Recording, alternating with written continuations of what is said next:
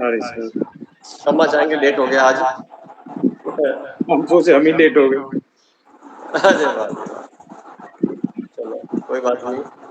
अभी हमारे पास विनोद जी हैं, मुझे जी रवि भाई साहब जी हैं, पुरुषोत्तम जी हैं, हम 6 लोग हैं। मैं भी कहीं शहर से बाहर बैठ के आप में उपस्थित हो गया। तो पहले 10 मिनट जो है हम बैठ के परमात्मा की याद में, रवि भाई साहब से कहूँगा कि उसके बाद वो एक पढ़ेंगे आज के मन और कलाएं। तो पहले 10 मिनट परमात्मा के लिए समर्पित होते हुए मैं आपको व्यवस्थित करता हूँ। नमस्कार।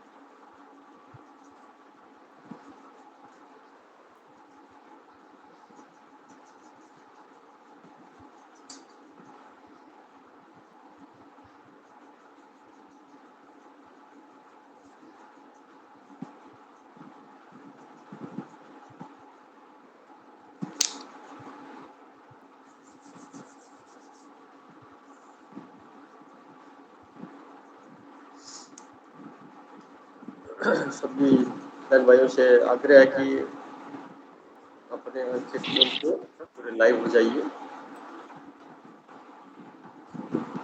रवि भाई साहब कैसे हैं आप? आवाज नहीं आ रही है आप?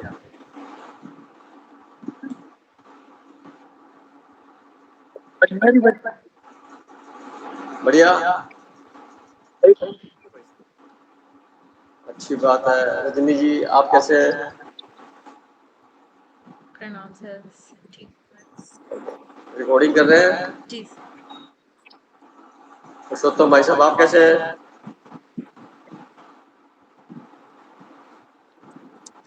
बहुत बढ़िया। चलो अच्छी बात है।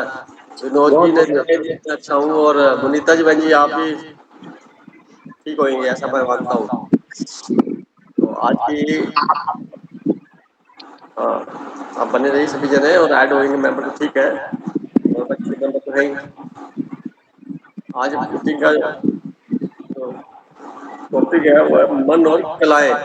कलाएं मीन्स उसके स्किल्स, किस प्रकार के स्किल्स हैं इसके ऊपर है आज का विषय में देखते हुए। तो रवि भाई साहब से प्रार्थना है कि आप इस टॉपिक को बड़े प्यार से पढ़िए और अपनी बात को भी उसमें ऐड करते हुए अच्छी बात हो सकती है तो करिए। स्वागत है आपका, प्लीज।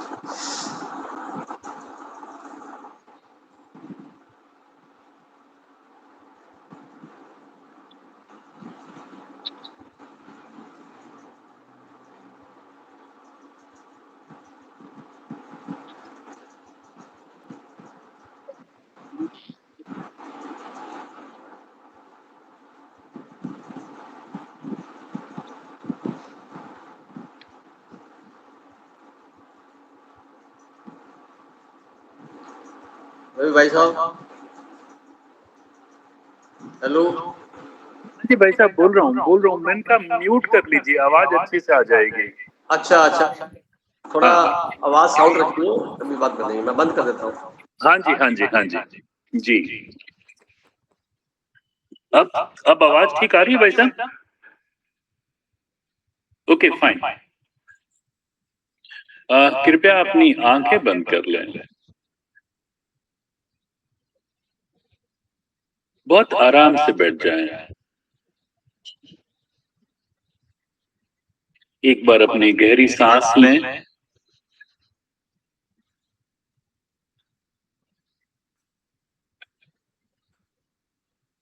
धीरे से अपने आप को अपने मन से जोड़ने की कोशिश करें और इस मन में उपस्थित उस दिव्यता के साथ अपने आप को कनेक्ट करें।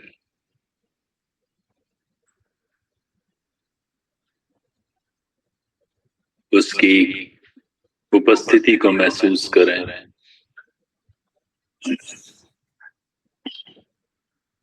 अब इस मन को उस ब्रह्मांडीय मन के साथ जोड़ें।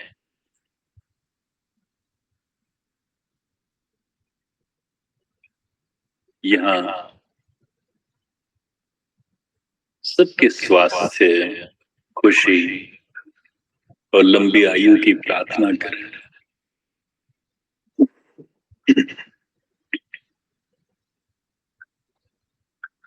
आज का सत्र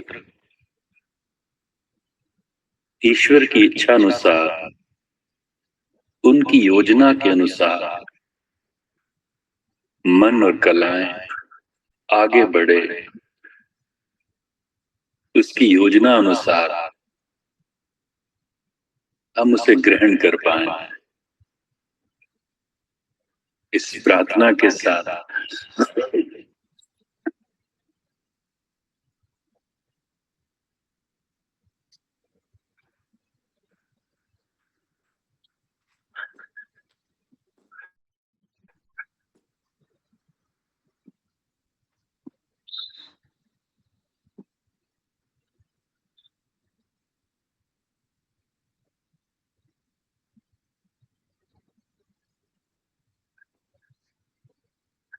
अंधकार से प्रकाश की ओर उन्मुख महत्वपूर्ण विषय मन और कलाएं के संदर्भ में सभी इस बात से भली भांति परिचित होंगे कि सभी मनुष्य विभिन्न कलाओं से युक्त हैं। कलाओं की मात्रा अथवा संख्या में भिन्नता हो सकती है, जबकि कला युक्त नैसर्गिक गुण है जो स्वयं की जागृत अवस्था अनुसार विकसित होती है। खास बात यह है कि एक ही कला में निपुणता भी सभी की भिन्न भिन्न होती है।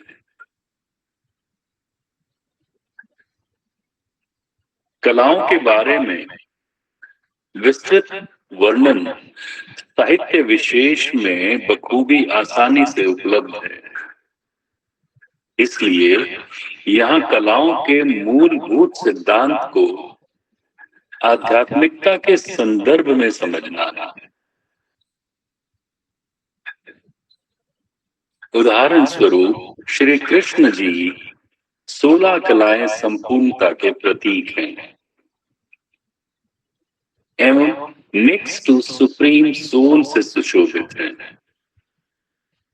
यकीनन सभी प्राणियों में 16 कलाओं का डाटा सदा काल से ही निहित है, किंतु उसे एक्टिवेट करने की जरूरत है, जो स्वयं के चयन का अति महत्वपूर्ण भूमिका का पर्याय है, जो कालांतर में जन्म मरण के चक्र को प्रभावित करता है। आश्चर्य इस रहस्य से भी है कि संगीत कला सभी में ज्ञात है और इस कला से कुछ चुनिंदा संगीतज्ञ हो जाते हैं और कुछ पार्श्व गायक बन ख्याति अर्जित करते हैं। कुछ सार्वजनिक रूप से अपनी संगीत कला से मंत्र मुग्ध करते हैं, कुछ सिर्फ सुनने में ही आनंद अनुभूति में होते हैं, तो कुछ सिर्फ बाथरूम सिंगर बनते हैं। इसी क्रम में कुछ अपना सर्वस्व सिर्फ संगीत में ही जीते हैं, तो कुछ मन ही मन संगीत का लुत्फ लेते हैं। खास रहस्य की बात यह है कि संगीत तरंगों को सजाने वाला साजो सामान एक जैसा होने के बावजूद भी सभी आत्माएं संगीत शैली में भिन्न भिन्न होती हैं। दूसरे शब्दों में एक ही संगीत विभिन्न आत्माओं के माध्यम से भिन्नता में तरंगित होता है। कोई दूसरे जैसा नहीं हो सकता, नकल भी संपूर्ण नहीं होती। यह सिद्ध करती है कि हर पल नया पल है और एक ही कलाकार द्वारा पुनः वही कला का प्रदर्शन पहले से भिन्न होना प्रकृति प्रदत्त नियति है, जो इशारा है कि वर्तमान हमेशा सिद्ध है।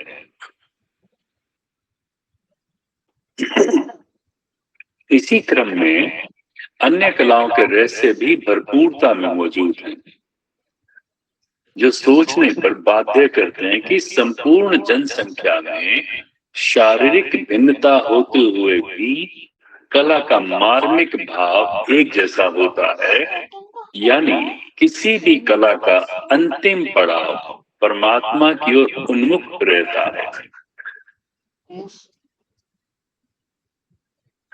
दूसरे शब्दों में सभी कलाएं गहरे तल पर परमात्मा का परिचय कराती हैं। सांसारिकता में रहते स्वयं का परिचय प्राप्त होने पर सभी कलाओं के एक्टिवेट होने का मार्ग प्रशस्त होता है, जो सिर्फ और सिर्फ ध्यान साधना से सुशोभित है। मैं इसे पुनः पढ़ता हूं।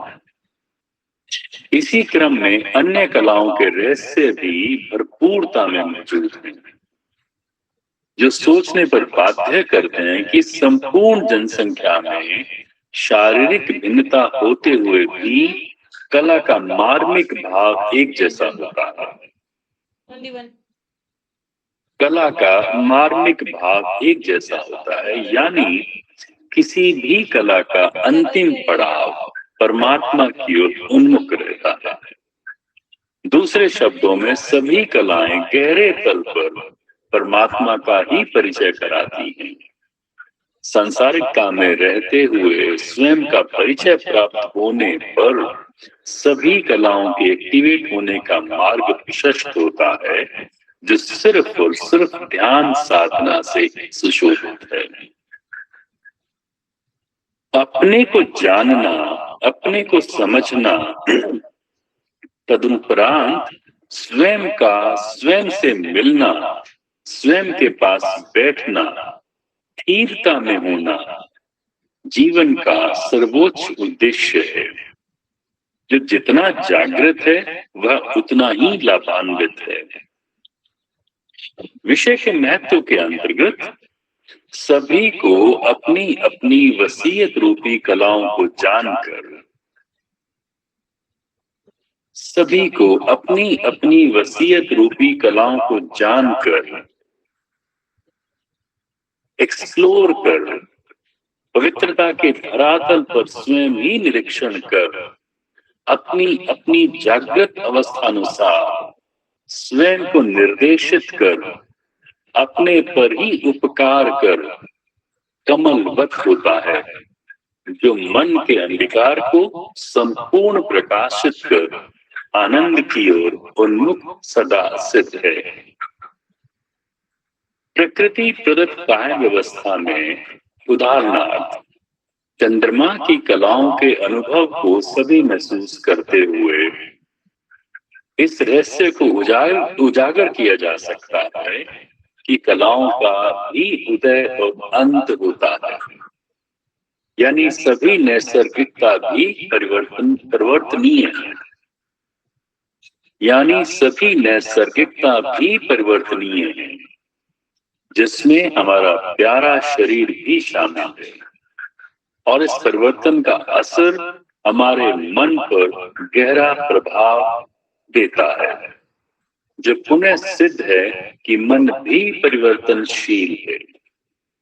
जो सांसारिकता का परिचायक है वो वजूद रहित होकर भी सारे संसार को भाग दौड़ में अहम रोल अदा करता है।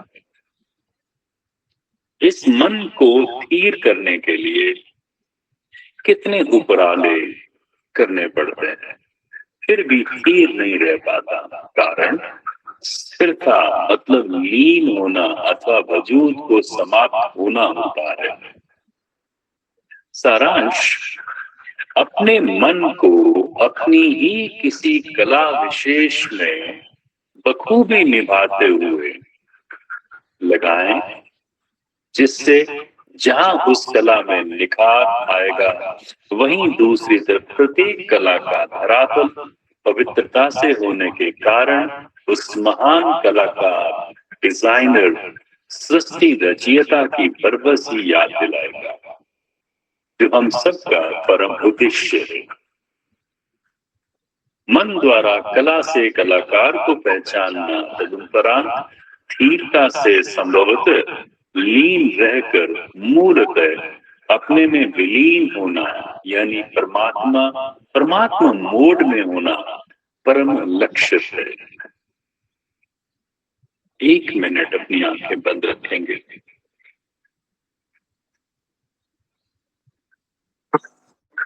हम समझने का प्रयास करें। मन कलाएं। भाई साहब ने सबसे पहले श्री कृष्ण जी की 16 कलाओं की बात करी।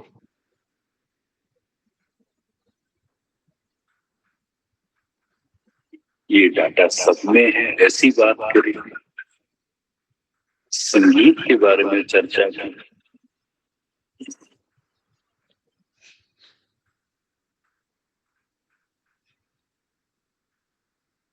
संगीत को हर व्यक्ति अपने अपने तरीके से लेता है।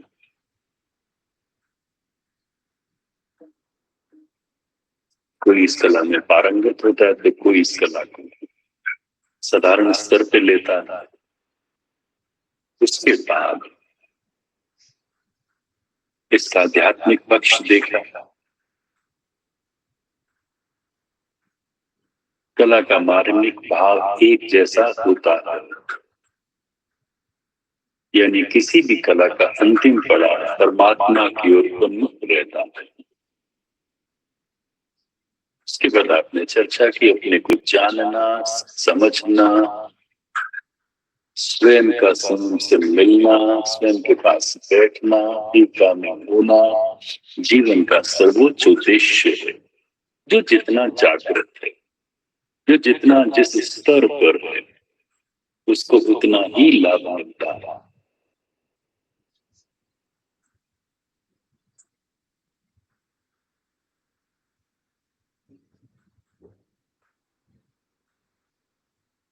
धन्यवाद।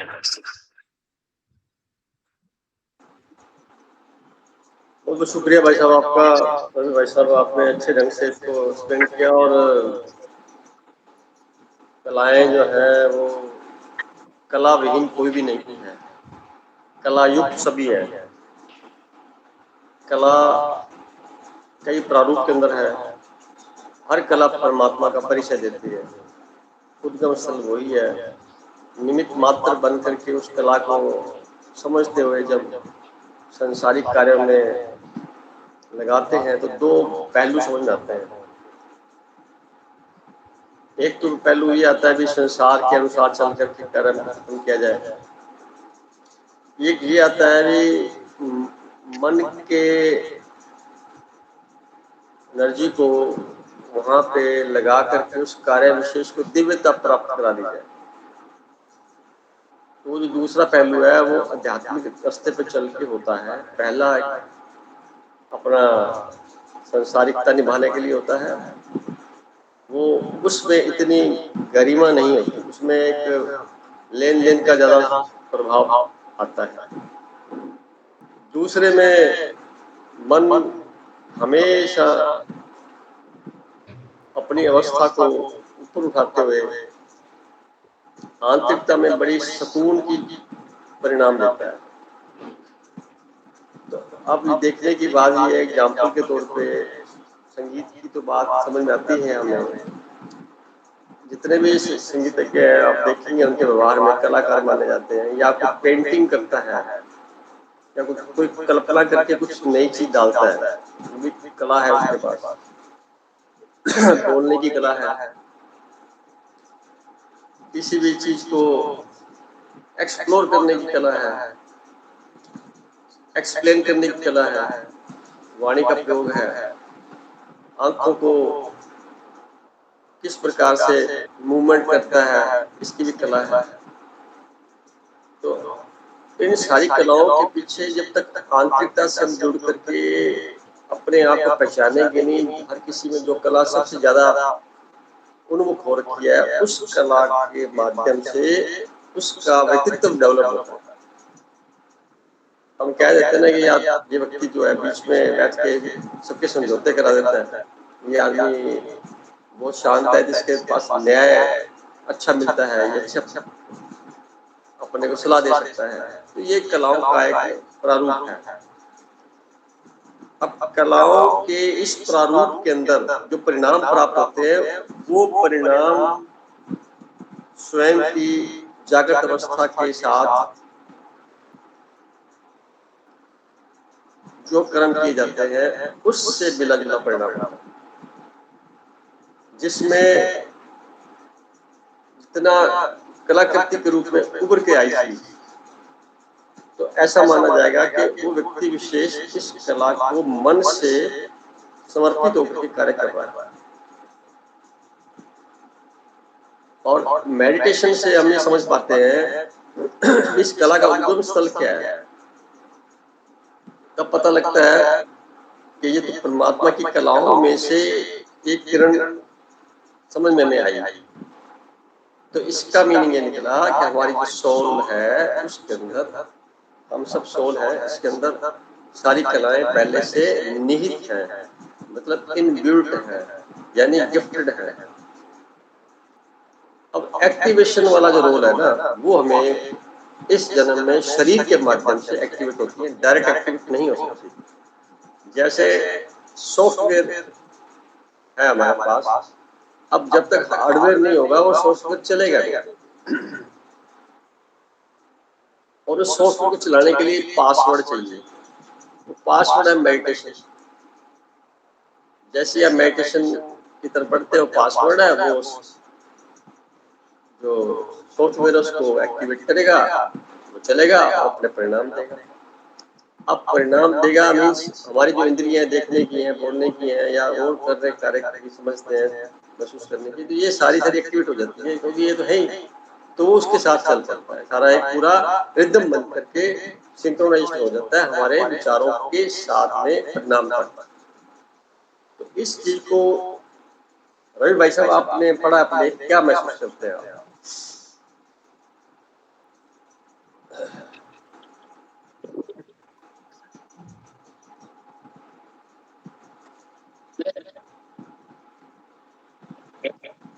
हाँ, ये बता। उसी लाइन पे महसूस कर रहा था। मैं ये ठीक है, एक कला की बात हो गई, वो संसारिक बात हो गई। आवाज नहीं आ रही क्या मेरी? अच्छा, आ रही है।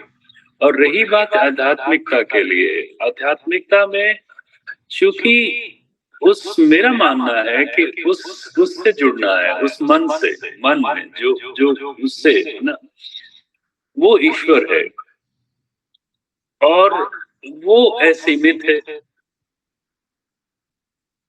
और उस असीमित को प्राप्त करने के लिए हमारे पास में एक टूल मिल गया हमें कि हमारे पास में मेडिटेशन की कला चाहिए। मैं इसको इस तरह से जोड़ता हूँ। और मेडिटेशन एक प्रोसेस है। मेडिटेशन कोई कोई गोल तो है ही नहीं, गोल हो ही नहीं सकता ये। तो उस मेडिटेशन के प्रोसेस के थ्रू हम उस कला को विकसित करके उस तक पहुंच सकते हैं, क्योंकि वो बहुत असीमित है। तो कम से कम इस दुनिया में रहते हुए तो प्रयास भी हमको असीमित करने चाहिए। कम से कम मतलब ये तो नहीं कि सिर्फ काम चला के आगे बढ़ 10 मिनट का काम करके सोचे कि इतनी चुरी हो गई, शायद ऐसा नहीं।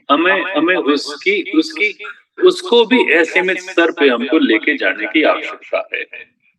तो शायद मैं समझता हूँ कि उस वक्त ये और कला जो है निखर सकती है।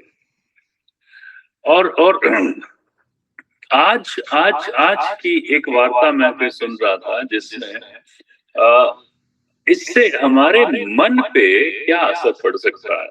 मतलब आप बहुत सारी चीजें लेते हो, आप कुछ भी चीज जोड़ोगे इसके साथ जुड़ती चली जाएगी। तो एक वाक्य आता है, कहते हैं कि FGH 3 वर्ड देख रहे हो अल्फाबेट में, तीनों एक सीरीज में आ रहे हैं, सीक्वेंस में आ रहे हैं।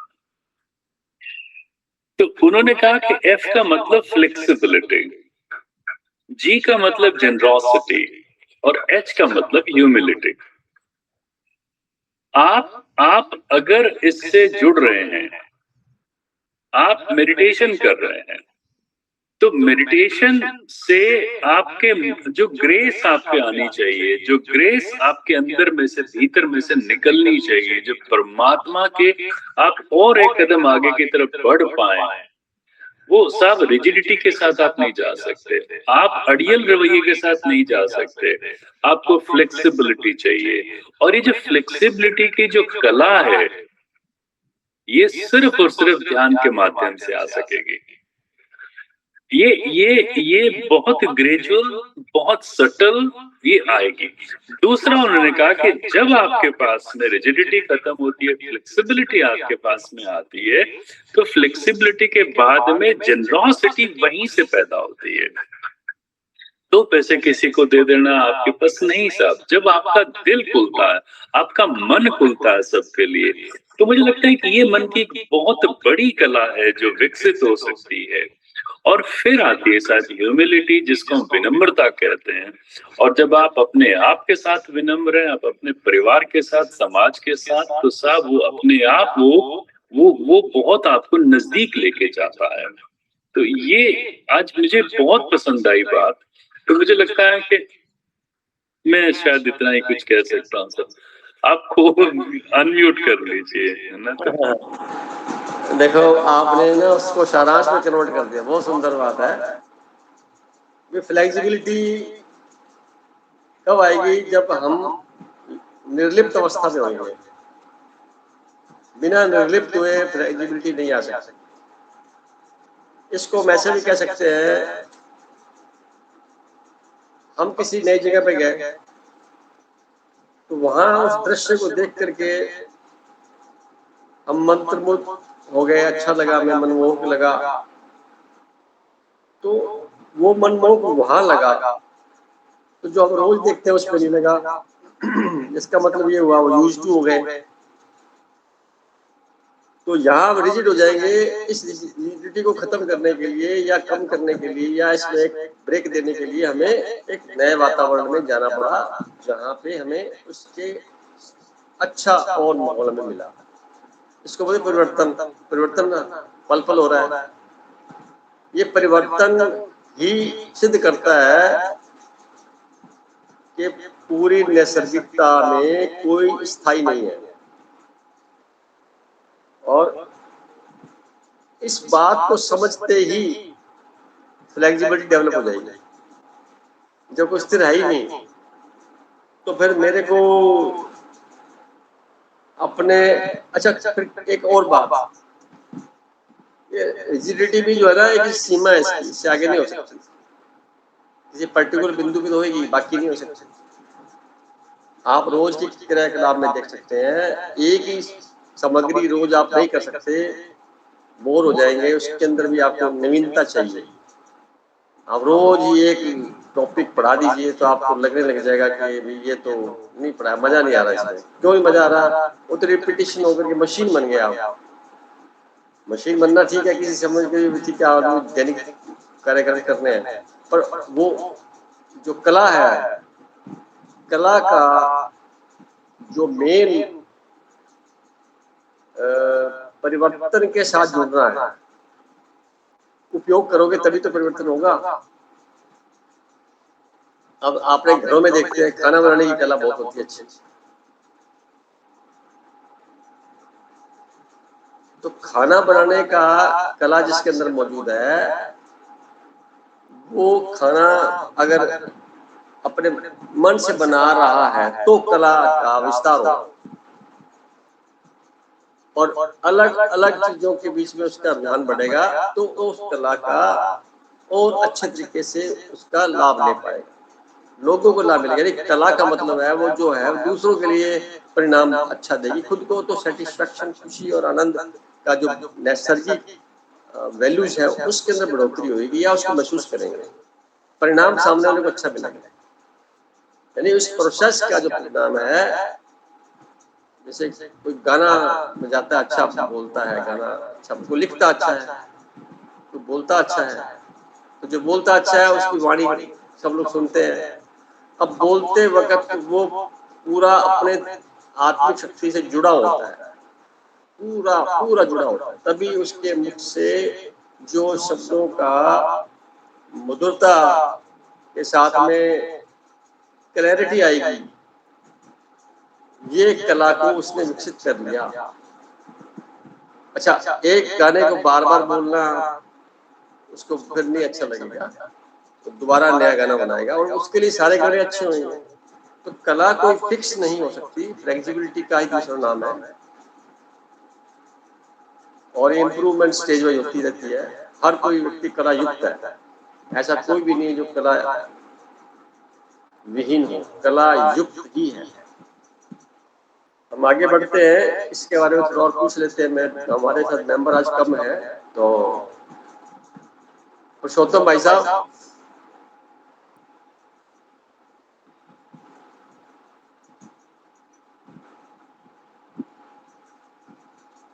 आवाज आ रही है आपको पुरुषोत्तम जी?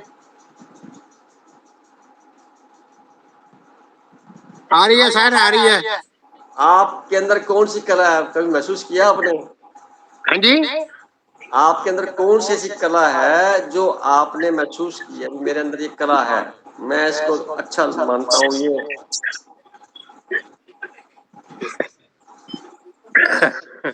लाइव होइए ना, लाइव होइए। आ रही है कला जी। हाँ जी, हेरा फेरी नहीं करते, जिस नाल ठगी नहीं मारते। अच्छा, नहीं आप थोड़ा लाइव तो होइए, वीडियो में आइए ना आप।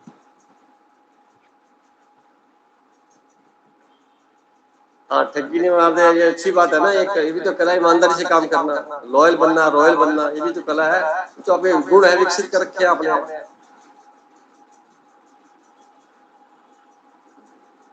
चलो, बोलने में आपको लगता है नहीं एक्सप्लेन कर पाते आप, तो अब मोनिता बहन जी से बात कर लेते हैं। मोनिता जी, आप है मौजूद?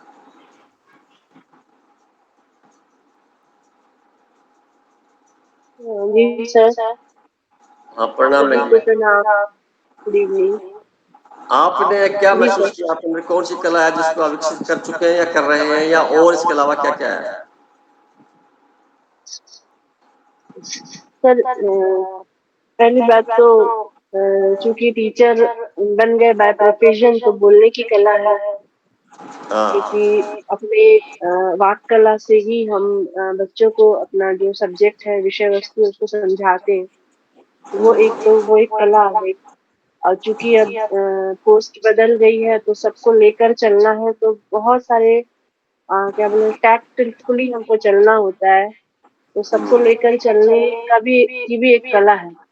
पर ये इन भी सब कला है, से सही है, ऊपर, सहयोग करना। जी जी, पर इन सब से ऊपर जो है, ये तो सांसारिक कलाओं की बात हो गई। जिंदगी जीने के लिए जैसे आपने बोला पाक कला होना है, तो किसी में चलने की कला है, किसी में सौंदर्य की कला है, किसी में कविता लिखने की है, लेखन की कला है। तो ये सारे सांसारिक कलाएं हैं। परंतु जैसे कि आपने ही अपने लेख में लिखा है कि मनुष्य में जन्मजात ही आत्मा के अंदर ही वो सारी कलाएं होती हैं। परंतु इस संसार में रहते समय के साथ साथ कालांतर मतलब समय जैसे जैसे बदलता है और जो युगों का जो बदलाव होता है, युगों के बदलाव के साथ साथ कलाएं भी घटती जाती है। मनुष्य के अंदर की कलाएं, आत्मा की कला जो है वो घटती जाती है, क्योंकि पवित्रता कम होती जाती है, प्योरिटी कम होती जाती है, सोल की पावर कम होती जाती है। तो उसकी जो कलाएं हैं वो कहीं ना कहीं मर्ज होती जाती है, अंदर जो कला है वो दबती जाती है। वैसे तो आत्मा हर तरह से संपूर्ण है, आत्मा में कोई कमी नहीं होती है जब वो प्योरेस्ट फॉर्म में है। परंतु संसार में आने के बाद कई प्रकार के परिस्थितियों में आने के बाद मनुष्य के अंदर एक द्वेष, ईर्ष्या, झूठ, फरेब ये सब जब आने लगता है, अपवित्रता आने लगती है, तो वो कलाएं कम होती जाती हैं, कलाओं का प्रभाव कम होता जाता है। तो जब हम वापस से इसके प्रति जागरूक होते हैं, आत्मा का ज्ञान हमें मिलता है और स्व की पहचान, चेतनता, अपने अंदर की चैतन्यता का जागरण होता है, अवेयरनेस आती है हमारे अंदर, तो हम वापस उन कलाओं की ओर हमारा रुझान होता है। यानी हमें वो इस संसार से जो हम जैसे डूब गए थे विषय वस्तु में, उससे फिर ऊब होने लगती है और फिर ध्यान के माध्यम से, स्व चेतना से, जागरण से, स्व जागरण से आत्मा उन्नति को पाना चाहती है। आत्मा अपने वापस उन छुपी हुई या दबी हुई या जिसे हम भूल गए थे उन कलाओं को वापस जागृत करना चाहती है। और तब शायद इसीलिए आप हम सब इस ग्रुप में जुड़े हुए हैं, क्योंकि आत्मा वापस अपने प्योर फॉर्म की ओर लौटना चाहती है और फिर हम ठीक है। संपूर्ण 16 कला संपूर्ण हो जाना चाहते हैं हम अब। लेकिन उसके लिए बहुत सारा इस संसार में रहते बहुत सारा त्याग हमको करना पड़ेगा, जैसे अहंकार का त्याग सबसे पहला। क्योंकि जैसे ये शरीर को जब हम देखते हैं ना सर, तो शरीर से बहुत सारे विकार आते हैं। आंखों से देखा तो वो एक विकृति आती है, कानों से सुना वो विकृति आती है, जो जुबान ने खाया और जुबान ने बोला वहां से विकृति आती है, कार्य से अपने कर्म से विकृति आती है, संकल्पों से, विचारों से विकृति आती है। तो इन सब को समेटना पड़ेगा अपने आप को, आत्मा को ऊंचा उठाने के लिए इन सबको प्योरीफाई करना पड़ेगा। और प्योरीफाई करने का एकमात्र है कि ईश्वर का सानिध्य प्राप्त कर लो, ईश्वर के साथ कंबाइंड रहो हमेशा, तभी आप वो उतने प्योरीफाई हो पाएंगे और इन सबको नलीफाई कर पाएंगे अपने अंदर जो विषय विकार जो आ गया है। इसी प्रोसेस में आप हम सब चल रहे हैं। अभी ये बात है कि हम कब इसको प्राप्त कर पाते हैं। हमारे अंदर जो गंदगी है उसे हम निकालने की कोशिश लगातार ध्यान के माध्यम से कर रहे हैं और इसके लिए हमें बहुत सारा त्याग, यानी कि त्याग नहीं बोलूंगी मैं उसको, बुराइयों को छोड़ना है हमें, उसको भी त्याग भी नहीं बोलूंगी, वो अच्छी चीज है, उसे छोड़ना पड़ेगा हमें, तभी हम उतना ऊपर उठ पाएंगे। जैसे भट्टी में तपना होता है, भट्टी में तपने पर जैसे एलॉय मिक्स रहता है मेटल्स में, तो मेटल को तपाना पड़ता है, तो उसकी इम्प्योरिटीज हटती जाती है। तो हमें भी ईश्वर का ध्यान एक तपस्या के रूप में करना है और तब धीरे धीरे अपने अंदर की वो गंदगी हटेगी और आत्मा प्योर होके मतलब फिर वापस 16 कला संपूर्ण बन पाएगी। तो आप देखिए बहन जी, आपने इतनी अच्छी बातें कह दी हैं, पर मैं ये कहूंगा कि कला जो है सबके अंदर है, यानी 16 स्विच लगे हुए हैं ऐसे बोल दीजिए। हर स्विच को हमें एक्टिवेट करना पड़ेगा, यानी 16 सॉफ्टवेयर है आपके पास, उसको एक्टिवेट करना पड़ेगा। तो एक्टिवेट करने के लिए मेडिटेशन चाहिए। अब मेडिटेशन का मतलब है रॉ मटेरियल को फिनिश करना, जो अपने बातें की प्योरिटी, तो प्योरिटी के बलबूते पे ही सारी चीजें डेवलप होंगी ना। वातावरण प्योरिटी का चाहिए, तो प्योरिटी मेडिटेशन से डेवलप हुई। अब उस प्योरिटी के वातावरण में बाकी कलाएं धीरे धीरे आगे अपना रुख अपनाएंगी।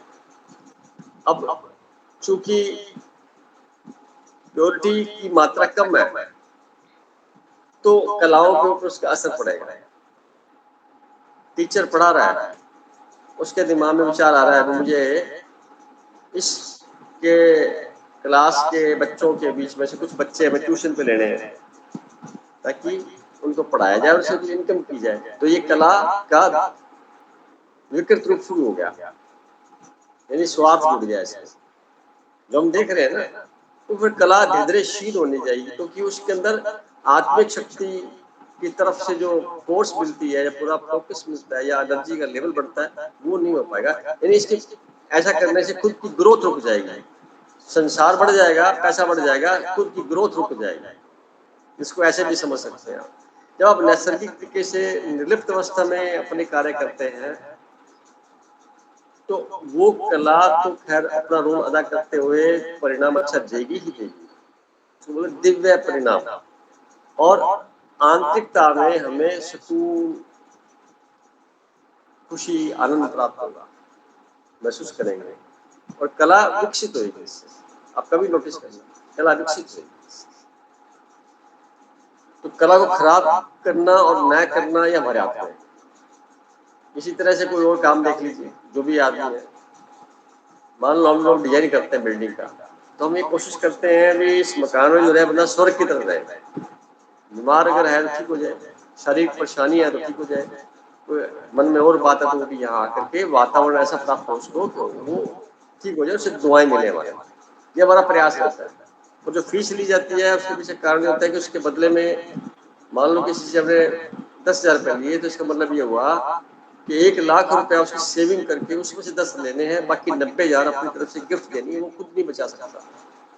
ये हमारा पहले पैसा लेने का, फीस काम करने का। तो इंटेंशन क्या हुआ, बहुत कुछ देना है और उसके बाद में हमें अपने योग्यता अनुसार लेना है। तो ऐसा करने से क्या हुआ, वो कार्य बड़ा फैलेगा, बड़ा फैलने के साथ में मशहूर होगा और जो बंदे का काम होगा तो उसके ऐसे परिणाम मिलेंगे, दुआएं मिलेंगी वहां से। अब इसके बीच में कई और परिणाम भी सामने वाले पे डिपेंड करते हैं, उसको किस तरह से उस ये कार्य को अडॉप्ट करता है।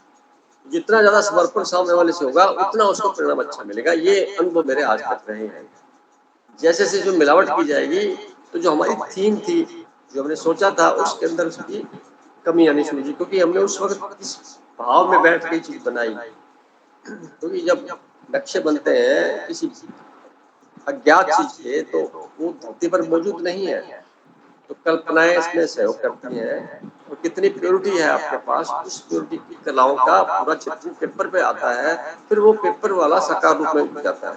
तो पेपर पे की प्लानिंग के परिणाम 6 महीने में या साल या 2 साल बाद मिलेंगे, वो पहले से ही अगर हमें अनुभव में ले ली जाए सूक्ष्म रूप के अंदर, तो ये कला के माध्यम से संभव है, प्योरिटी के माध्यम से संभव है। इसी का परिणाम दुआओं में कन्वर्ट होता है।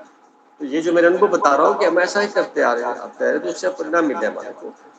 तो ये कला को विकसित करने के साथ में खुद भी हम आनंदित रह सके और उसके साथ साथ कला का उद्गम स्थल का भी ऑटोमेटिकली परिणाम प्राप्त होता है। यानी हम ये भी कहते हैं कि जो भी परिणाम प्राप्त होंगे इसमें से अच्छे जितने भी मिल रहे हैं वो सारे के सारे परमात्मा की गिफ्ट के द्वारा निमित्त होकर चले गए। हो सकता है कोई गलती भी रह गई हो तो गलती हमारे एंड पे, हमारे जो कार्य के दौरान संसारिकता निभाते हुए कुछ बुनियादी गलतियां करते हैं, वो भी हो सकती है। तो उसका हमें ध्यान रखते हुए आगे चलना होता है, भी ये दोबारा रिपीट ना हो। तो हर वक्त पर तो कला का जो काम होगा ना, जो अंतिम रिजल्ट आएगा वो बड़ा प्यारा आता है। अगर आदमी पूरे मन से कोई काम करता है तो परिणाम मैंने देखा यह है कि जो मैंने फर्स्ट अच्छा देता हूँ वो शानदार होता है, जो परिणाम बड़े गजब होते हैं। बाद में मिलावट हो रही होती है, क्योंकि पहले मैं पूरी तरह से उसको समझ के बना के रखता हूँ। पर चॉइस हमारे समाज की ये होती है, अभी मेरे को पसंद करना है, मेरे को ये देखना है, मेरा ये फलाना फलाना करते करते वो उसको विकृत करने में लग जाते हैं। तो जो पहले वाला जो चीज होती है वो देखना पहले से नहीं बनेगी, उसमें मिलावट शुरू हो जाती है। हम लोगों को बाध्य होना पड़ता है इस बात पे कि उसके अनुसार चीजें बने। तो कई चीजों पे हमें समझौता करना पड़ता है। ये जो समझौता शब्द मैं बोल रहा हूँ, ये कला का एक विकृत रूप शुरू हो जाता है। हालांकि ताकत तो रहेगी उसके अंदर, परंतु वो नहीं रहेगी जो ओरिजिनलिटी में आनी चाहिए। हम कहते हैं भी जो आपके भाग्य में प्रारब्ध में लिखा के लाए हो, हमारा फोकस वहाँ है और उस चीज को हमें देना है आपको, ताकि आप लोग वर्तमान स्थिति से इंप्रूव करते हुए आगे चले, हर दृष्टि से पॉजिटिविटी के साथ सफल हुए, मशहूर हो गए इस वजह से। तो ये पॉइंट सारा कला के विस्तार का हुआ। ये कला तो आपके पास मौजूद है और आप उसको कैसे डेवलप करते हो, उस पर कितना फोकस कर रहे हो, कितना उसके प्रति ईमानदार हो। आपने घरों में भी देखा होगा ना, किसी के बारे में चर्चा चलती है, ये खाना बहुत अच्छा बनाते हैं, ये चाय बहुत अच्छे बनाते हैं, ये कोई सफाई बहुत अच्छा करते हैं, है ना। एक ये भी तो कला है ना, उस कला के कई रूपों के बीच में प्रारूप ये भी है। तो हम लोग क्या करते हैं, अगर आप कारीगरी और देखें, जिसके पास जो कला का अच्छा विस्तार होता है, काम उसको वैसे ज्यादा आता है, उसको ज्यादा पसंद करते हैं, ये आज फिट है इसके लिए, मशहूर हो गया। तो हमारे इस गुण को पहचानते हुए हमारे शक्तियों का जो इस्तेमाल है वो इसके माध्यम से करना, माने खुश रहना, संतोषजनक रहना। तो आगे बढ़ते हैं। बहन जी कुछ और मन में बात है आपके, मोनिता बहन जी? हाँ सर, जैसे अभी आपने एग्जाम्पल दिया ना, मेरे दिमाग में भी ये बात आई कि जैसे किसी के अंदर कोई भी कला है, मान लो आज की डेट में क्या हो गया सर, उसका व्यवसायीकरण बहुत ज्यादा हो गया। जैसे जैसे हम सीरियल्स की बात करें, एक समय महाभारत या रामायण को बहुत पसंद किया गया, पूरे शहर सुने हो जाते थे। तो देखिए उसका व्यवसायीकरण कैसे किया गया कि जब सीरियल्स चलते थे, फिर बहुत सारे विज्ञापन दिखाकर फिर उस सीरियल को दिखाया जाने लगा। तो क्योंकि हम इतने ज्यादा पसंद कर रहे थे उसको कि हम विज्ञापन को भी सहन करने लगे। फिर धीरे धीरे हमने देखा टीवी में जो प्रोग्राम है वो कम हो गया, विज्ञापन ज्यादा हो गया। रेडियो में भी अब विज्ञापन ज्यादा हो गया, प्रोग्राम कम हो गया। मतलब मैं एक एग्जाम्पल देख रही थी इसी चीज को।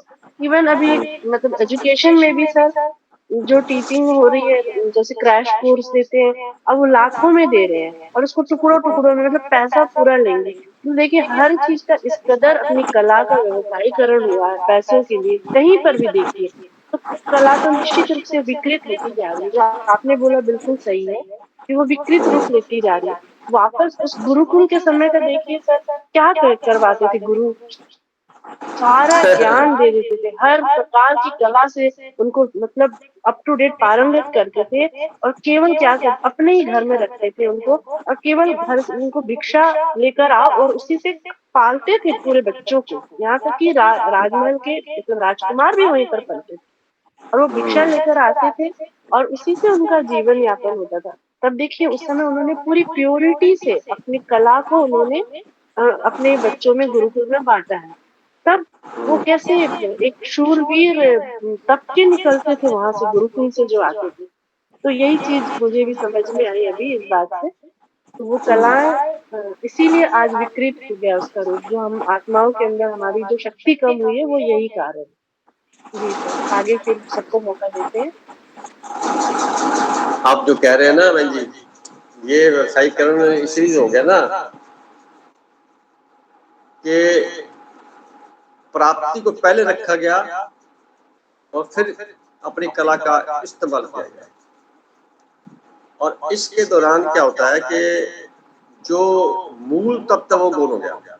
तो पढ़ लिख करके अच्छे पद प्राप्त कर लिए गए, परंतु बेसिक कैरेक्टरिस्टिक्स वाला जो रोल रहता है, जो आत्मिक गुण है, वो विकसित नहीं हुए। वह कमी आ गई, टीचर में भी आ गई, पढ़ने वाले पे भी आ गई, और उन दोनों के बाद में जो व्यवहार आया वो उसमें भी आ गया। यानी मानवीय गुणों का दोहन तो हो गया, कला का दोहन तो हो गया, व्यवसायीकरण भी हो गया, परंतु उसके बाद में खुद की ग्रोथ नहीं। मेरा यहाँ प्रश्न है, क्या टीचर ये सारे कार्य खुशी खुशी करता है? क्या वो मजबूरी में करता है? क्या वो सिर्फ इसलिए कर रहा है कि मुझे सैलरी मिल रही है या मुझे पैसे और कमाने हैं ट्यूशन से वगैरह से, वैसे कर रहा है? या बाजार में बैठ के हम कोई भी कार्य करें, या हम लोग सोचते हैं कार्य करते हैं, तो उसमें एक स्थिति आ जाती है जब मजबूरी में ये सोचना पड़ता है ये कर क्यों रहे हैं, बस यहाँ पे क्वेश्चन खड़ा होता है, फिर वो आदमी बदलाव की तरफ बढ़ता है। तो ध्यान एक ऐसा सशक्त माध्यम है जो उसको अपने आप से मिलाता है, अपने अंदर की कलाओं को समझने का, फिर उसको विकसित करने का एक प्रकार से टॉर्च की तरह काम करता है। ध्यान का काम इतना ही चाहिए, एक प्रोसेस है, ध्यान कोई करने से कभी हुआ ही नहीं आज तक। हम अपनी तरफ से बैठते हैं, प्रयास करते हैं कि हम लोग का जो कंसंट्रेशन है, एकाग्रता है, वो बढ़े। उस एकाग्रता की लाइट से जो छुपी हुई शक्तियां हैं वो उजागर हो, उनका एक्टिवेशन हो, और वो फिर हमारे जीवन में उसका प्रभाव दिखे हमारे कर्मों के माध्यम से। यही प्रकरण जिंदगी का है, जिसलिए हम लोग इकट्ठे होकर बात करते हैं। टॉपिक कुछ भी लेते रहो, मकसद सारा यही रहता है। तो अभी हम आगे बढ़ते हैं। हमारे पास बहन जी रजनी जी हैं, ये भी अपना कुछ प्रकाश डालती है, फिर सभा को हम ज्यादा समय नहीं दे पाएंगे। रजनी बहन जी बोलिए। प्रणाम सर। नाम जी, आप लाइव होइए पहले तो। जी सर। चलो कोई बात नहीं, अगर आपको जैसे अच्छा लग रहा है आप बताइए, क्या आपके अंदर कला है, किस प्रकार की, जिस तरह से आपने समझा, क्या बताना चाहते हैं? सर मन और कलाएं हम आज का टॉपिक लेके आए हैं। तो सर मन जो है उसकी कला है कि वो सबसे शक्तिशाली है मेरा है, मतलब हम हर कहीं देखते हैं कि मन के लेकर कोई पूछता भी है ना कि सबसे शक्तिशाली कौन है, तो हम कहते हैं कि मन सबसे शक्तिशाली है। प्रकाश दीवार नहीं फांद सकता, लेकिन मन सब दीवारें फांद के अपने लक्ष्य पे, जो उसने सोचा है, जो उसकी चाह है, वो वहां पे पहुंच जाता है। सही है। मन में इतनी शक्ति है, मतलब हम जिस कर्म भूमि पर है, यहाँ पे मन ही हमें कंट्रोल कर रहा है। हमारे चारों तरफ कोई रिश्ते, कोई progress, career, promotion, social networking, ये हम चीजें मन में रहकर ही इसके ऊपर ध्यान, मन से ही कंट्रोल कर रहे हैं कि हम इसी पे उलझे पड़े हैं। और मन में इतनी ताकत है कि उसने हमारी अंतर मन को भी दूषित कर दिया है कि हम अगर कुछ मेडिटेशन के नाम पे करते हैं तो वो भी एक मतलब दिखावे का पार्ट बनता जा रहा है कि हम कर रहे हैं पर हो नहीं रहा है। एक यूज टू होके हम काम करने लग जाते हैं, हमें पता भी नहीं लगता है इस चीज का। पर जब टाइम निकलता है, परिस्थितियां आती है, जब इस मन की इच्छाएं पूरी नहीं होती है, तब मन आघात में आता है और तब हम एक अलग यात्रा पे जाते हैं। तब हमारा मन मरता है, जैसे हम कहते हैं मन मर गया। और मन मरने के बाद सर फिर हमारी खुद के ऊपर काम शुरू होता है, हम खुद से बैठ के बात करते हैं। और जब हम खुद से बैठ के बात करते हैं तो सर यही लगता है कि मेडिटेशन है, कि हम काम करते हैं कि कहाँ पे हमारे मन की क्यों नहीं चली। बहुत सुंदर, बहुत या तो सुंदर। हम उस चीज को अपने हिसाब से करने की कोशिश करते हैं, दो रिजल्ट निकल सकते हैं उसमें सर। एक तो हम अपने मन की पूरी करें, फिर ध्यान, हमने ध्यान दिया इसीलिए शायद हुआ, या फिर हमसे क्यों नहीं हुआ इस चीज को समझ के हम अपने आप में इम्प्रूवमेंट करें। तो ये दो चीजें हो सकती हैं। और मन की जो कलाएं हैं सर, जैसे जैसे मन डेवलप होता है, इंसान आगे बढ़ता है, डेवलप भी होता है धीरे धीरे, उम्र के हिसाब से, तजुर्बे के हिसाब से, जो परिस्थितियां आती है उसके हिसाब से ये गोन भी होता रहता है। लेट गो करने वाली पोजीशन भी समझ में आने लग जाती है कि ये मेरे हिसाब से नहीं हो रहा, तो ठीक है, एक्सेप्टेबिलिटी भी आने लग जाती है। जब सर ये पोजीशन आने लग जाती है, एक्सेप्टेबिलिटी और ये सब, तब मन की एक अलग ही कला डेवलप होती है, जो मुझे लगता है कि उस टाइम पे मन में मेरे लगता है कि ऐसी कला आती है कि मैं बाहर ना जा कर के मैं ऐसा इन्वायरमेंट बना लूँ, जैसे हम अभी यहाँ पर जो लोग इकट्ठे होते हैं कि हमें शायद ज़िंदगी में कुछ चीज़ें पूरी नहीं होती है, या मेरा मन इतना शक्तिशाली है कि उसकी एक कलाएँ हैं कि मैंने उसकी एक आध्यात्मिक प्रकृति को समझा, और यहाँ पर आकर उस चीज़ को मन की कला ही समझूँगी कि जिसने ये एक एटमॉस्फेयर हाँ। क्रिएट कर दिया। अगर मन शक्तिशाली होता तो जैसे आप बताते हैं कि हम अभी मॉल में बैठे होते या टीवी देख रहे होते, पर हमने यहाँ पे मन की एक इस कला को ग्रैब किया कि हम यहाँ पे बैठ के एक मेडिटेशन कर रहे हैं, इंटरनल जर्नी कर रहे हैं। ठीक कह रहे हैं आप। आपने मन को अपने ऊपर लगा के पूछा ना, मन ने आपको कहा कि नहीं वहां जाए, तो आपने उसी वक्त उसको कंडीशन करने में परिवर्तन किया भी नहीं, इसको हम ऐसे भी कर सकते हैं। तो मन राजी हो गया ना, शरीर राजी हो गया, मन राजी हो गया, तो आप बैठ गए आगे। तो दोनों को राजी करना जरूरी है। उम्र के हिसाब से शरीर राजी नहीं होता, मन राजी रहता, शरीर राजी नहीं होता। और एक स्टेज शुरू की बचपन में आप जैसी उम्र है जैसे, इसमें दोनों राजी हैं, बात खत्म हुई, आगे जाकर और अच्छा परिणाम देगा। अभ्यास तो शुरू की अवस्था में किया जाता है, तभी शरीर हमेशा उसके साथ देता है और मन भी साथ देता है, क्योंकि दोनों को हमने कंडीशनिंग करनी शुरू कर दी। तो ये क्या है, बिना कंडीशन के आगे पीछे रहता है। जैसे मैं आपके बीच में बात एक और ले लेता हूँ, लोगों को बीमारियां क्यों होती है, इसमें मैंने बड़ा कई बार विचार आते हैं, तो सोचता हूँ जैसे भोजन हमने किया था, हमारे सिस्टम है जिसमें इंसुलिन डेवलप होता है। भोजन अंदर गया, आहार नली में, इधर से इंसुलिन गया। अब क्या है कि इंसुलिन आता कहाँ से, हमारी जो सलाइवा है, लार के माध्यम से जो ग्रंथियां दांतों पे लगी हुई हैं, इनके माध्यम से वो सलाइवा क्रिएट होता है, इसी के साथ ही इंसुलिन अंदर जाता है। एक ऐसा मैकेनिज्म बना हुआ है, बड़ा बड़ा सुंदर बना हुआ है, जो मैंने महसूस किया। मैं अपनी बात बता रहा हूँ, मैंने किताबों में नहीं पढ़ा गया, ना मुझे ढंग से पता समझ बताता है, ना कुछ तो भी नहीं पता लगता। जो मुझे समझ में आया बीमार क्यों होते, तो मैंने पता लगाया, कारण यह लग रहा है। अब क्या है कि भोजन को चबाते नहीं है, 32 दांत दे रखे हैं, थोड़ा सा चबाए निगल लेते हैं। अब निगलते क्या होता है कि उसको चबाने से जितना मात्रा में इंसुलिन निकलना था वो कम हो गया। चबा करके भोजन को बना लिया आपने पानी की तरह लिक्विड, और फिर आपने निगला, तो मात्रा उतनी ही मिलेगी जिससे वो डाइजेस्ट हो जाएगा। बड़ा एक तो खाने में मजा बड़ा आएगा, क्योंकि जब आप उसका रस ले लेके खाएंगे इस चीज को, और दूसरा इधर से बराबर मात्रा हो गया। तो अब क्या हो गया, भोजन हमारा डाइजेस्ट होगा, निश्चित तौर पे शरीर में कोई बीमारी पैदा नहीं होगी।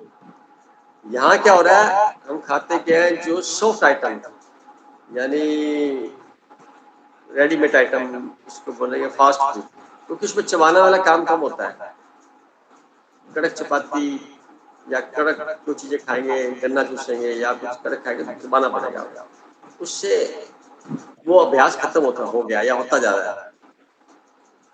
परिणाम क्या होता जा रहा है, वो जो निगला गया उसकी कंपैरिजन में इंसुलिन प्रॉपर नहीं निकला, कम निकला। तो जो एक्स्ट्रा चला गया माल वो हजम नहीं होता, वो इकट्ठा होकर फैट्स के रूप में हमारे शरीर को मोटा करता है। तभी बड़े बड़े जो ना आदमी की जो काया है, प्रतिशत बढ़ गया, क्योंकि सारा प्रतिशत तो खा रहे हैं ज्यादा। अगर चबा के खाएंगे पतले पतले रहेंगे, दुबले से रहेंगे, नॉर्मल रहेंगे। ये पहचान बता देता हूँ। बीमार होना जरूरी नहीं है। आज ही किसी में मेडिकल से बात कर रहा था हॉस्पिटल में, मैं पूछ रहा था डॉक्टर साहब बीमार होना जरूरी है क्या, कोई मैंडेटरी है क्या कि बीमार होना ही होगा? क्या नहीं तो सोचता ही कोई नहीं है। तो मैं कहा सोचो इस पे, बीमार होना जरूरी है? किसने कहा है बीमार होना जरूरी? बीमार होने के लिए बहुत मेहनत करनी पड़ेगी आपको, चाहे शरीर की बीमारी हो चाहे मन की बीमारी हो, बहुत मेहनत करनी पड़ेगी। सरलता से बीमार आप नहीं हो सकते, बड़े अथक प्रयास करने पड़ेंगे, बड़ी स्ट्रगल करनी, जैसे IAS का एग्जाम देना हो, ऐसा कुछ करना पड़ेगा, तब जाके बीमार होइए आप। ये मेरी धारणा है, मैं कितना गलत हूँ सही हूँ आप चेक कर लीजिए। फेल होने के लिए बहुत मेहनत करनी पड़ती है। आप क्लास में रोज जाइए, फेल हो ही नहीं सकते, मेरा ऐसा विश्वास बिलीव है। बहुत तैयारी करनी पड़ेगी फेल होने के लिए, पढ़ना नहीं है हमें, पेपर भी नहीं देने जाना, तो जाके फेल हो जाएंगे, नहीं तो फेल नहीं हो सकते। अब मैं इतने स्ट्रॉन्ग बिलीव के साथ बात इसलिए कर रहा हूँ कि मैंने इसको ऑब्जर्व किया, यानी मन वहां है ही नहीं जहाँ पे आप मौजूद है। तो शरीर अलग है, मन अलग है, दोनों विजातीय तत्वों को इकट्ठा कर दिया आपने और मिलान हुआ नहीं। तो जब आपकी कला विकसित कैसे होगी? पर दोनों इकट्ठा करिए, सिंक्रोनाइज करिए, मन और आप शरीर को इकट्ठा करिए। शरीर बिल्कुल उसके साथ रहे, मन वहीं रहे, बाहर है। जैसे हम आपसे बात कर रहे हैं तो हम आपस में इस रूम के अंदर रहे, बस जहाँ बैठे हैं, ये नहीं है कि भाग जाएंगे, शरीर यहीं पड़ा रहेगा, वहां बात चले गए। तो दोनों में क्या अंतर पड़ गया, दूरी बढ़ गई। अब जो कुछ भी काम करेंगे उस दूरी वाला, बीच में दूरी इन्वॉल्व हो जाएगी, यानी सिंक्रोनाइजेशन प्रॉपर नहीं होगा, तो काम इतना अच्छा भी नहीं होगा। कभी नमक ज्यादा डल जाएगा, कभी चीनी कम पड़ जाएगी, कभी कुछ हो जाएगा, कभी सड़ जाएगा, कभी टेस्ट नहीं बदला। आप एग्जाम्पल में अगर आप दाल बना रहे हैं तो दाल हमेशा एक जैसी नहीं बनेगी, दो साइड जैसे नहीं हो सकते, क्योंकि इतनी एकाग्रता आपके पास नहीं है, डेवलपमेंट नहीं होगी। ये कौन, इतनी सूक्ष्म बात है कि कौन समझ पाएगा जो उस रास्ते पर होगा। जैसे मैंने आज कितना सुंदर तरीके से आपको समझ में आएगा भी गाइस बीमारी क्यों होते हैं। अब निगल लिया, आपने चबाया तो है नहीं, दांत में किस लिए, दांत उखाड़ने पड़ते हैं लोगों के। दांत उखड़ते क्यों है? क्योंकि उनका यूज ही नहीं किया गया, इस्तेमाल ही नहीं करते, निकला हलवे की तरह निकल लिया, बस खत्म। अब इंसुलिन चला क्या करेगा, थोड़ा सा निकलेगा, वो तो इतनी क्वांटिटी को उनका आपस में रिएक्शन नहीं हो पाएगा। तो शरीर में एसिडिटी बढ़ेगी। संसार की सारी बीमारियां एसिडिक मॉल में ही पैदा होती है, अल्कलाइन में होती नहीं है। पीएच वैल्यू हमारी 7 होनी चाहिए। जनरली हर मनुष्य की पीएच वैल्यू 5, 6, 5, 6, 4, 5 मिलेगी, किसी को चेक कर लीजिए। वो बीमार है, वैल्यू और कम होगी, एसिडिटी बढ़ती है, अल्कलाइन शरीर नहीं होता। शरीर हमारा अल्कलाइन करके देखा जाए। अच्छा, कई बार मैंने देखा मुझे पनीर अच्छा नहीं लगता, तो लोग पनीर बहुत खाते हैं, तो कारण समझ मेरे को आया, मेरा शरीर अल्कलाइन है, तो पनीर तभी पसंद आएगा जब आपको एसिडिक होगा। तो एसिडिक लोगों को लोग डॉक्टर भी सलाह देते हैं पनीर खिलाइए, ताकि इनका थोड़ा ठीक लीवर ठीक रहिए। क्यों? उनका एसिडिक भरा पड़ा है, उसके अंदर पनीर जाकर के उसको न्यूट्रलाइज करता है। और जिसको पनीर अच्छा नहीं लगता है, मतलब उसको जरूरत नहीं है, जबरदस्ती खाने की क्या जरूरत है, वो खाई जो आपको अच्छा लग रहा है।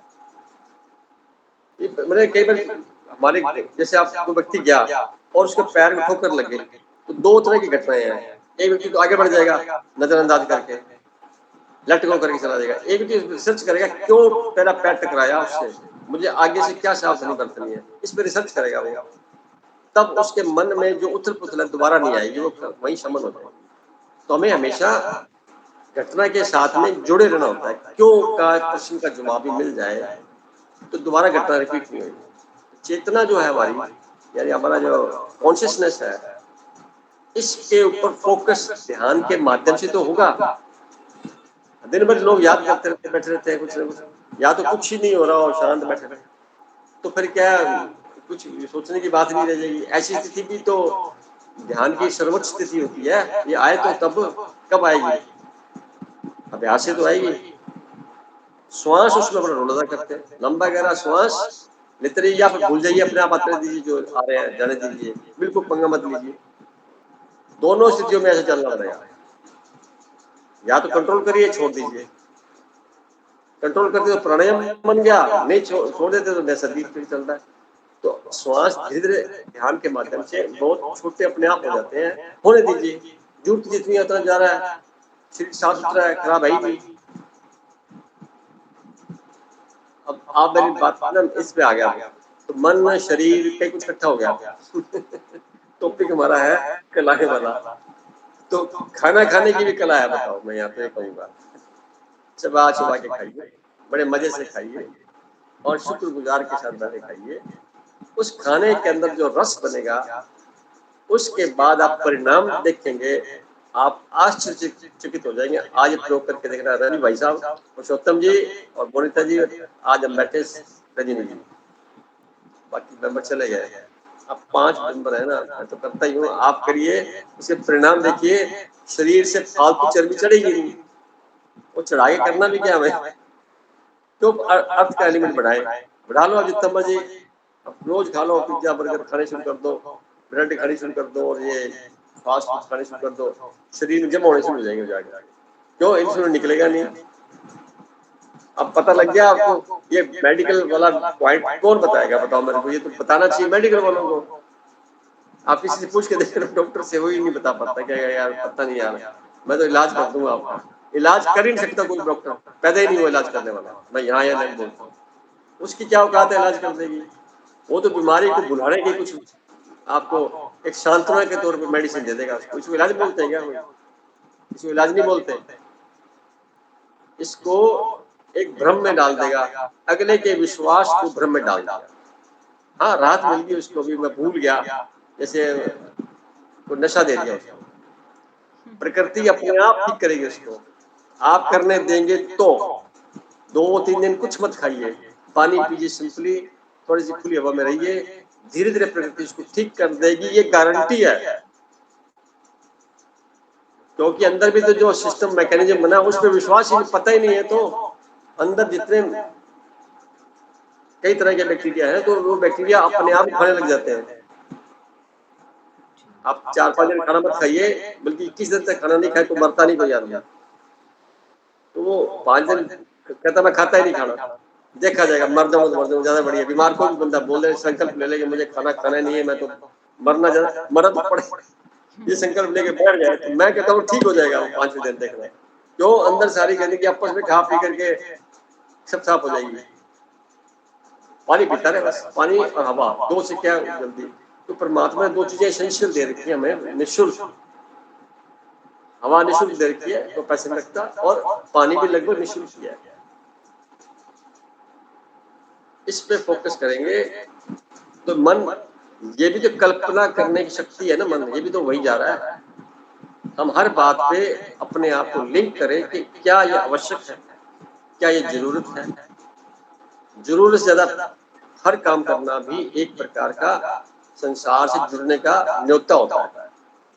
तो आप अपनी कलाओं के साथ रहेंगे, अपने आप को याद रखेंगे हमेशा कि मैं अलग, शरीर अलग, दोनों विजाती है, परंतु इन दोनों के अंदर शरीर की एक्सपायरी डेट है, जो अंदर जो मैं बोल रहा हूँ शक्ति है, ये सदा से सदा काल से उपलब्ध है, इसका कोई क्षय नहीं होता, ये हमेशा अमरत्व प्राप्त है। ये मिक्स हो जाएगी आ जाएगी, मिक्स हो जाएगी आ जाएगी। अब इस भाव को भी अगर हम रखते, ये भी कला है, अब इसको इस्तेमाल कर लीजिए किसी कार्य में। लिखते वक्त देखिए कि मेरा शरीर, उंगलियां लिख रही हैं, विचार कहीं से आ रहे हैं और मैं माध्यम बन के देख के गवाह बन रहा हूँ, बस बात ही खत्म हो जाएगी। लिखा ही कुछ अच्छा जाएगा, शब्द पत्र इतने सुंदर से आएंगे, बोलते हुए भी मुझे कुछ बुलवा रहा है, कहीं से आ रहे हैं यूनिवर्स से, और मैं ये माइक है, माइक से जारी है। अपने आप को डिसइंटीग्रेट कर सकते हैं, बाइफरकेट कर सकते हैं, इसको फिर जोड़ सकते हैं, डिसेंट्रलाइज कर सकते हैं, इसको सिंक्रोनाइज कर सकते हैं। ये शक्तियां तो है सारी। आज टॉपिक बदल गया ना, कुछ और हो गया, पर कला है ये बताने की कला है ये। वो सारे चेहरे मतलब उदास बैठे तो थोड़े से, अब देखो नॉलेज के आगे तो सबको मजा आएगा, छुपी चीज को समझ निकल के बाहर आएगा तो मजा आएगा। अज्ञात को ज्ञात में कन्वर्ट करना, यानी शब्दों में शब्दातीत को डालना, बताना जितना समझो। परमात्मा तो शब्दों के परे है ना, उसको भी थोड़ी थोड़ी उसकी शक्तियों को हम शब्दों में समझ ले रहे हैं, तो हमें शुक्रगुजार होने के अलावा रास्ता बचता है कि हमारे पास ऑप्शन नहीं है। इतनी सुंदर व्यवस्था बनाई है हमारे अंदर परमात्मा ने, इसको समझना कितनी गजब की बात है। मेरे तो गदगद रहता हूँ मैं जब सुनता हूँ, और मेरे को जब बताता हूँ तो लगता है कि क्या बताया जाए इनको, कितना समझ पाएंगे ये, कितना मैं महसूस करता हूँ। मैं अपने में कंट्रोल कर सकता हूँ, सामने में कैसे करूंगा मैं? वो कई तरह की बात कहते हैं, अब खाना कम खाते हैं, ये होता है, होता है। अरे भाई सारा कुछ ठीक है, मैं खुश हूँ ना मुझे कोई इधर थोड़ी जाना है। तो ये इस स्थिति को प्राप्त करो ना, आप करके देखो, आप तो करके देखो, थोड़ा कसरत करो, थोड़ा मन पे कंट्रोल करो, आप खाना रोक के देखो कितनी रोक सकते हो आप। सामने भोजन पड़ा है फिर भी ना खाएं, यानी मैं कहता हूँ हमेशा ईमानदार उसको बोलता हूँ जिसको रोजाना चांस मिले बेईमानी करने का, फिर भी ना करें। और भोजन आपके सामने पड़ा है, मन को कंट्रोल करना आपने, तो अब आप कैसे कंट्रोल कर, कितनी दृढ़ता आपके अंदर, ये आप चेक कर सकते हैं। जैसे आप अभी बैठे हैं, ये समय भोजन खाने का है या भोजन बनाने का है, और आप बैठे हैं, दृढ़ता आपका सिंपल है। ये भी कला का एक प्रारूप है, इतना दृढ़ता है हमारे अंदर, हमने बोला सफल नहीं किया, यानी मैन ऑफ वर्ड्स बोलते हैं किसी को, तो वो भी कला है। कलाओं को हम हर उस दिव्यता से जोड़ सकते हैं जो सब में मौजूद है, परंतु इस्तेमाल कोई कोई करता है। जो करता है एक कला को भी अगर आज के युग में, कलयुग में कर देवे तो कला उसको बड़े शिखर पर ले जाएगी। मैं सिंगापुर से 7 दिन बिता के आज आया हूँ, पूरा सप्ताह सिंगापुर था।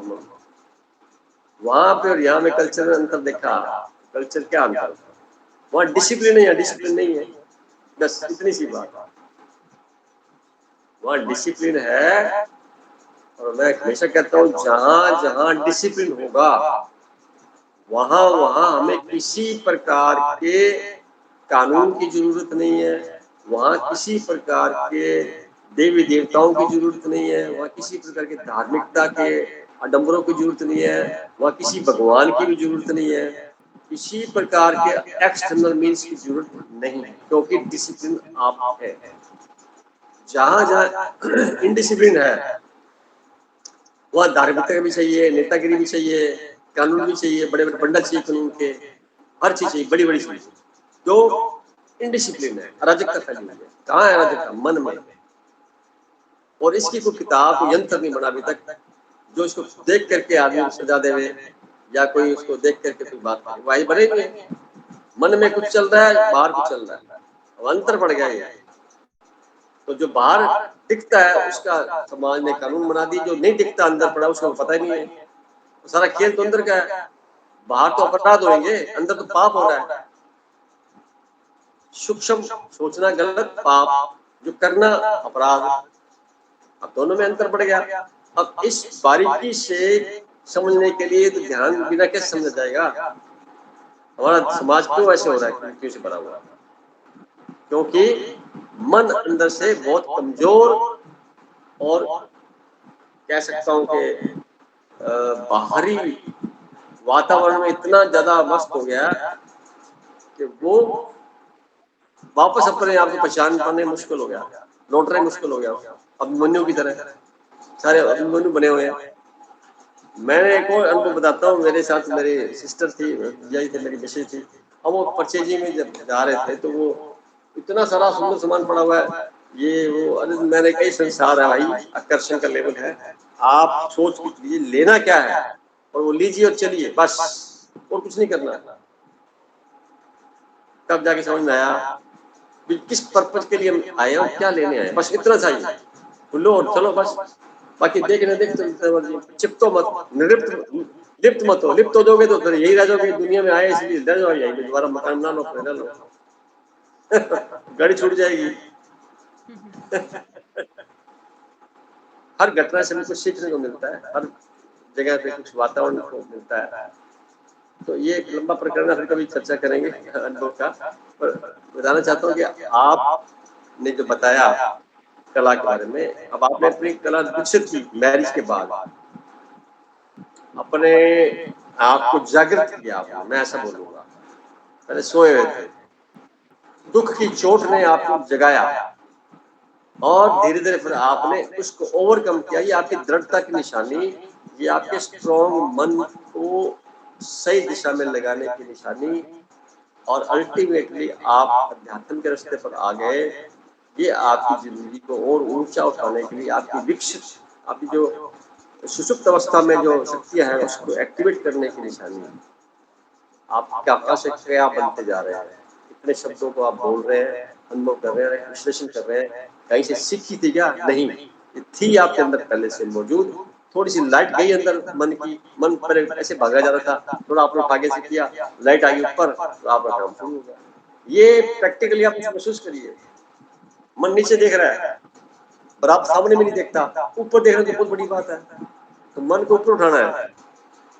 हमेशा बोलता मन को नीचे नहीं देखना, ऊपर उठाना। जैसे हम उठाएंगे, सामने वाले की गलतियां हमें दिखेंगी सही तो माफ हो जाएंगी, अंदर नहीं जा पाएंगी, बाहर ही बाहर रह जाएंगी। हमें अपने आप की स्थिति को मेंटेन करना, ये है आज की पूरी क्लास का निचोड़ भी। हमें कला के माध्यम से अपने आप को ऊंचा उठाना। और क्या करना चाहते हैं बोलिए? 2-3 मिनट रह गए, वही है।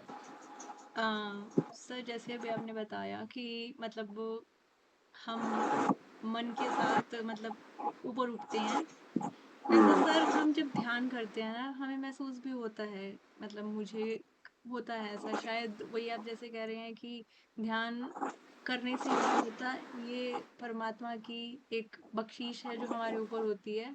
तो कभी कभी ऐसा महसूस होता है कि जैसे हम ऊपर भी उठ रहे हैं नीचे भी आ रहे हैं, मतलब एक बाउंड्री से ऊपर उठ रहे हैं फिर नीचे आ जाते हैं। तो उसी टाइम स्विच होना, हमें ऐसा लग रहा है कि हमारे साथ कुछ ऐसा घटित हो रहा है।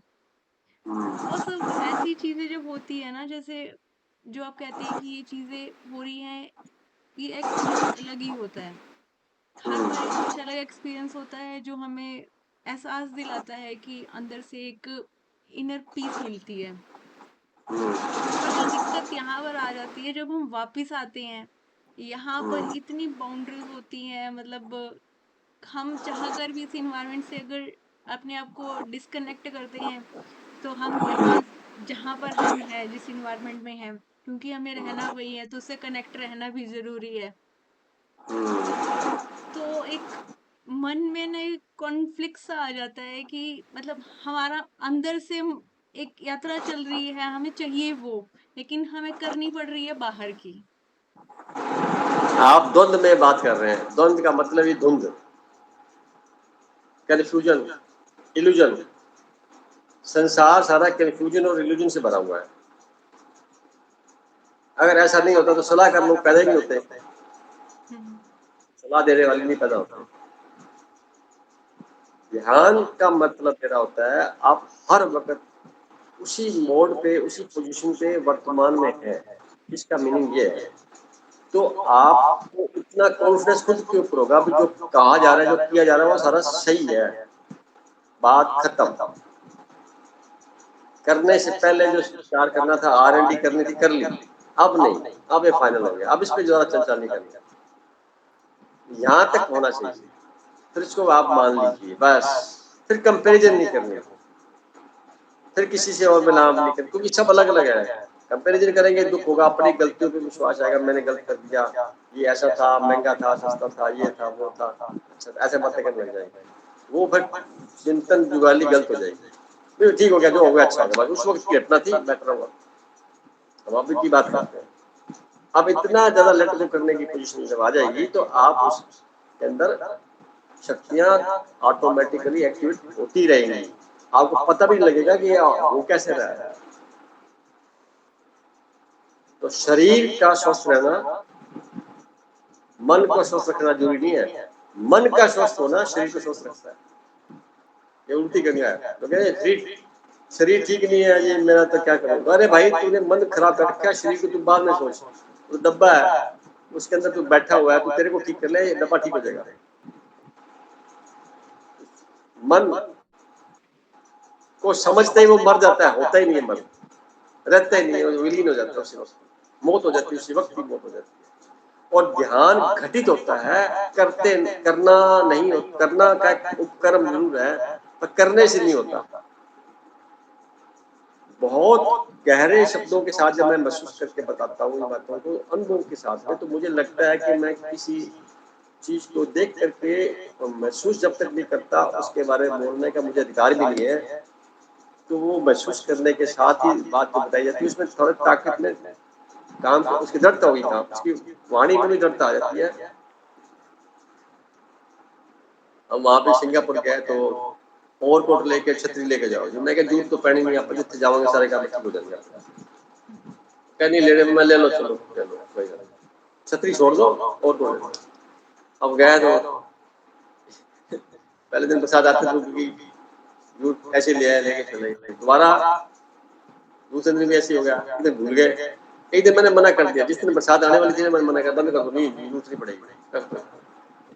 कहते भाई साहब बादल बनने पड़े तो हो जाएगी। तो मैं क्या, रखो ना यार, नहीं पड़ने, अपना परमात्मा अपने साथ है, ऐसा कोई यूनिवर्स अपने साथ है, चिंता मत करो, अपने नहीं भीगेंगे। और ले आया मैं, और जैसे वो ओपन में एक्टिविटी थी, उसके अंदर वो स्केटिंग वगैरह थी, कोई झूले थे, तो वो जो है बरसात शुरू हुई। कहते भाई साहब बताओ, लोग जो सबने पहन रखा और आप हम दोनों चारों ने नहीं पहना हुआ। अरे मैंने कहा रुको जाओ भाई, थोड़ा पहले थोड़ा सब्र तो कर लो। 2-3 मिनट बाद बरसात होगी बंद, और पूरे लगातार 2 दिन बंद रही। रात को जाती थी, सुबह नहीं होती थी, रात को हम सोए होते थे। तो अब प्रश्न खड़ा ये हुआ कि उसका यूज क्या हुआ। देखिए मैं ये बात को जानता था, प्रैक्टिकल तो मैं करके कैसे दिखाऊंगा आपको। आपको विश्वास नहीं था तभी तो लिया आपने, मुझे विश्वास था कुछ नहीं होगा, तो कुछ नहीं हुआ। मैं तो भिगा नहीं बोलूँ, थोड़ा बहुत कहीं छीटा पड़ भी गया तो यार उसको एंजॉय करो, इसमें क्या दिक्कत है, प्रसाद ग्रहण कर एंजॉय कर लिया। हमारी शक्ति ऐसी होनी चाहिए, विश्वास पूरा होना चाहिए कि यूनिवर्स हमें देख रहा है, उसके निगाहों में है हम, और वो हमारे को हर पल पूरा सुरक्षित रखे हुए है। सुरक्षित खाना खाने से पहले खाने को देखते हैं तो उसमें से गलत चीज आ रही है तो उसे बाहर निकल जाएगी, खाई नहीं जाएगी, इतनी ताकत अपने आप पैदा हो जाएगी, खा ही नहीं पाओगे आप, पानी भी नहीं पी पाओगे, ये कुछ भी करोगे उसमें वो चीज अगर नहीं है बॉडी में जाने तक तो हट जाएगा ऑटोमेटिकली। ये कौन करवाएगा, चेतना कहाँ से डेवलप होगी, आपके पास है तो उस पर विश्वास रखना ही इसके अंदर एकमात्र अपने आप को जोड़ने के समान है। ये संबंध बनाना है यूनिवर्स से, अपने अपने क्या बोलते हैं चिप जो है एक्टिवेट करना, सॉफ्टवेयर एक्टिवेट करना, बड़े नॉर्मल तरीके से बात चल रहे हैं। तो ये विश्वास नहीं करते, बस प्रॉब्लम सारी ये है। यूनिवर्स कहता है अभी मेरे पे विश्वास करो, मैं तो आपके साथ हूँ। ये प्रयोग बहुत किए मैंने, बहुत पहले भी। बरसात रुक जाती है, मैं थोड़ा सा ध्यान लगा तो माफी हो जाता है, कुछ नहीं होता। अब लोग शोर हल्ला मचा रहता है, अरे क्योंकि वो उस रेंज में नहीं आ पाते, उन्होंने देखा नहीं, डर लगा रहता है ग्रस्त। चलो ये लंबी बात है, आज टाइम हो गया, दुआ करता हूँ कोई और मन में बात किसी की है तो। सर एक चीज पूछना चाह रही थी मैं, 2 मिनट में पूछ सकती हूँ? जैसे सब चीज मानो हमें सारा ज्ञान मिल गया, थ्योरेटिकल ज्ञान हमको मिल गया और हम उसको चल भी रहे, पर कभी कभी ऐसी स्थिति, जैसे हालांकि आपने अभी सोल्यूशन बताया कि वो उस समय की घटना थी, उसको भूल जाना चाहिए, चलो हो गया जो हो गया, तो कई बार सर ये सब कुछ ऐसी परिस्थितियां, ऐसी घटनाएं होती है जो आपके मनोमस्तिष्क पर इस तरह हावी हो जाती है कि फिर ना ध्यान व्यान सब एक तरफ हो जाता है। आप कितनी भी कोशिश करो आप नहीं सफल हो पाते, बहुत फिर बिखराव सा आने लगता है और बहुत सारा नेगेटिविटी, और मतलब बहुत कोशिश करके भी समेटना नहीं हो पाता है। तो ये किस वजह से होता है? अचानक से ये दो होता है बातें होती है, हमारे अंदर। हमने एक चीज जी एक्वायर्ड की होती है और एक चीज होती है स्वतः होना। ध्यान एक सिंक्रोनाइजेशन का प्रोसेस है, जब आपने अपने मूल स्वभाव से हट करके थोड़ा सा कुछ कार्य किया, उसके परिणाम आए, आपने समझा और फिर अपने आप को बदला और फिर चेंज किया, तो जब वैसी परिस्थिति फिर आई तो फिर वापस हो गए। इसका मतलब ये हुआ कि जो आपने एनर्जी को ऊपर उठाया था वो डाउन हो गई वापस। बस ये है, क्यों हो गई, क्योंकि आप पूर्णतः निर्लिप्त अवस्था में अभी तक उस घटना से नहीं हुए हैं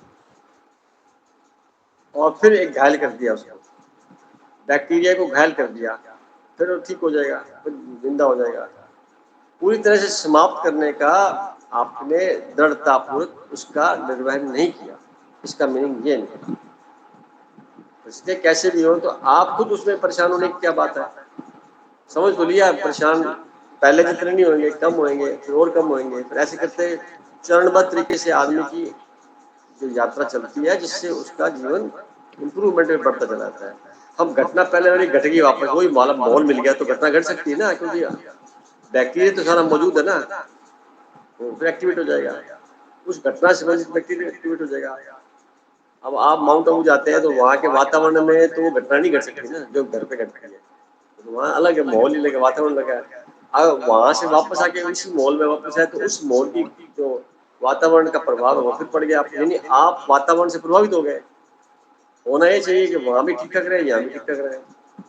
अब ये स्थिति का बैलेंस बनाना, ये आपका ध्यान के परिणाम का सिद्ध करता है, यहाँ परिणाम है। भी आप वहाँ रहे तो फर्क नहीं पड़ेगा यहाँ, क्योंकि आपने उसे सीरियसली लेकर के अपने ऊपर लगा करके काम शुरू कर दिया। मेरे को ऐसा क्यों कहा, ऐसा क्यों हुआ, ये क्यों हुआ।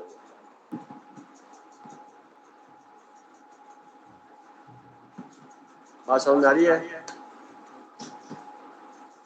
जी जी सर। चलो आज की मीटिंग को हम समाप्त करते हैं, टाइम ज्यादा हो गया। जी अभी भाई साहब आपका स्वागत है, आपका धन्यवाद है, मोनिका जी का धन्यवाद है, गौतम जी का, रजनी जी का, रोज जी का।